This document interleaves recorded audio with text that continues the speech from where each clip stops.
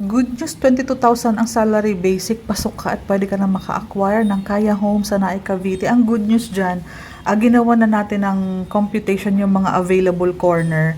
Dito naman sa available corner is nababawas lang kung ano yung nakuha na. So, tinan nyo po, lot area 72, floor area is 43, may Pag-ibig and may banking. Pwede mong screenshot and pag-usapan natin, i-PM ako sa messenger. Iba-iba ang computation dahil minsan may lot area na 66, ganito 66 ito. So, around 1.6 lang siya. Ganyan. Ito naman, 72 squares. Kung gusto mo ng mas malaki, ito 1.7 o 1,700,000. Ito naman 72, 1,705,000 lang. Ganyan siya. Ang reservation pala, 7.5 na lang ang reservation. Meron tayong promo ngayon. Next, 72 square meters. Next, 83 square meters. Ayan, ang laki ng lot area niyan. Ito malaki, 98 square meters. Screenshot nyo po kung gusto nyo po. Pakichat po ako. Ito 72 square meters. Mga corner lot ni Helena. Ito 66, so mas maliit ng bahagya. 72 square meters naman ito. Ang lot area po ang sinasabi ko ha. 72 ang lot area. 72 square meters lot area. 72 ulit. Corner po yan. Ito naman 72 din. Ang maganda lang dito, dalawang intersection ng kalsada na sa bahay mo, isang gilid, isang harapan may kalsada. Ito 72, 68 ang lot area, mas maliit ng bahagya. 1.7 lang. 82, ito 82 square meters, around 1.7 lang. 82 na ang lote mo. Ito 84 ang lote, o 1.8 na. 68 square meters ang lote, 1.6. Ito ang corner lot, may bintana sa baba, may bintana sa taas, yung side mo kaya maliwanag, maaliwalas yan pag mga ganyan. Ito model house, meron tayong dalawang model house. So, tingnan mo ang regular floor area, 43. So, mga 63, okay na, malaki na din po yan, kasya na yung car park. So, mayroon kaming deliverable unit at mayroon kaming dress up. So, ganito ang itsura kapag corner. Tingnan mo, may space yung gilid niya. Yan. So, may excess lot ka sa car park, may excess lot ka sa gilid, pati sa kusina. Kung regular na inner, 43 square meters lang. So, kung corner, balikan mo yung sa unahan kanina, yun ang mga sukat. Naka-smooth cement finish ang ating flooring, naka-first coating na. So, very presentable na ang ating deliverable unit. Ito ang setback sa harapan. Pag end or corner kasi is sure na may car provision ka na, may car park provision ka na. Yung ceiling may accent na, no need na magpalagay ng ceiling dyan or ng kisame, mataas po ang ating ceiling. Ganyan po ang kabuuan ng ating living area. Full toilet and bath, may kisame na, may first coating na tiles, kasama lahat ng fixtures. So, ito siya.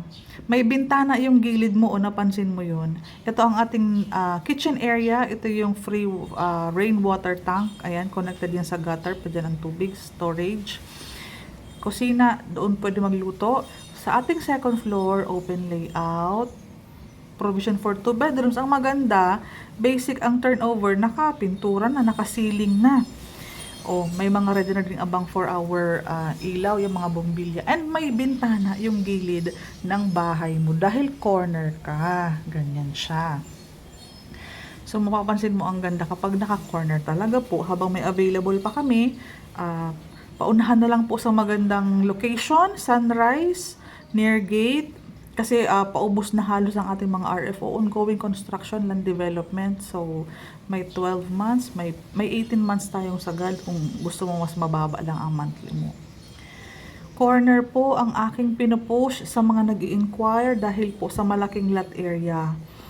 Maganda po na may excess lot ka kasi hindi ka naliliwat pagdating ng panahon. Yung liwanag, yung hangin, yung excess lot, yung car park. Mas malaki po na may excess lot ka sa gilid ng bahay. Ayan po yung pinaka-site natin. Yan yung pinaka-location ng community. Paunahan na lang tayo sa corner na malapit sa main entrance, Sunrise, and mas malaking lot area. Yun po. Kung pasok sa budget mo, mas bigger ang lot area.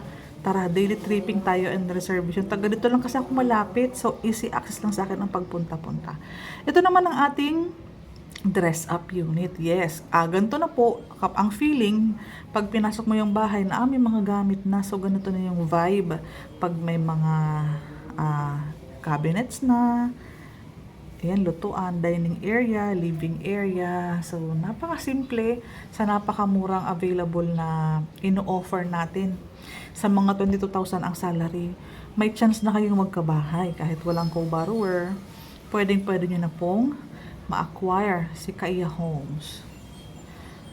Mas comfortable lang kasi ang monthly nito sa Pag-ibig. Mga around 7,700 lang. Sa down payment naman, pwede kang mag 6,100 lang times 18 months. Magaan po yan. Under Pag-ibig, may bank financing din naman tayo. Ang second floor natin, ganito na siya pag nalagyan ng partitions. Ayan. Standard size ng isang living area. Ito dalawa ang bintana, pero pag corner, mayroon pang isang bintana dito sa may gilid. Yun ang difference kapag inner saka corner. May isa ka pang bintana sa gilid ng isang kwarto. Ito ang ating second room. Ganyan siya. Pwede pa yan magkaroon ng bintana dyan sa may gilid, Kasi corner ka naman po Ganyan. So, mas maliwanag. Kapag 2-3 ang bintana sa kwarto, asahan mo ang aliwalas. Tipid sa kuryente kahit huwag ka na mag-aircon. Ito naman ang nilagay nilang bintana sa may hagdanan, malaki din po. Kaya nagbibigay din yan ng liwanag para at least sa maghapon, huwag na mag-open ng ilaw. Basically, ganito ang ating Kaya Homes. Isa sa pinaka-affordable at pinakamababang salary required na mai-offer natin sa Cavite. Kung gantong location, i-push kita sa corner para lifetime mong mai-enjoy yung mag-garden, may tirahan yung mga aso mo, may malaking car park, may excess lot, na-extend yung lote mo sa kitchen, may space ka sa gilid ng bahay, and na-extend ang sukat ng front mo, nung harapan para maging car park. So, sa mga interesado, very limited units na lang ang corner, pero madami kaming inner. May RFO din kami, depende kung kailan ka magre-reserve, saka pala namin maipapresent kung ano yung pinaka-latest available na mga inventory. So, Cindy Hapil, Division Manager C1027 Cavite, taga dito kami sa Naik. So, daily tripping and daily reservation, i-guide kita.